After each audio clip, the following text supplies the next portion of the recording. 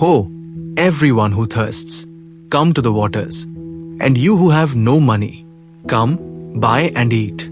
Yes, come, buy wine and milk, without money and without price. Why do you spend money for what is not bread, and your wages for what does not satisfy? Listen carefully to me, and eat what is good, and let your soul delight itself in abundance. 3. Incline your ear, and come to me. Hear, and your soul shall live, and I will make an everlasting covenant with you. The sure mercies of David. For indeed I have given him as a witness to the people, a leader and commander for the people. 5. Surely you shall call a nation you do not know, and nations who do not know you shall run to you, because of the Lord your God, and the Holy One of Israel, for he has glorified you.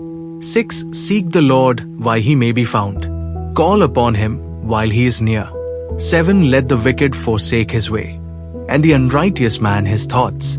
Let him return to the Lord, and he will have mercy on him, and to our God, for he will abundantly pardon. 8. For my thoughts are not your thoughts, nor are your ways my ways, says the Lord.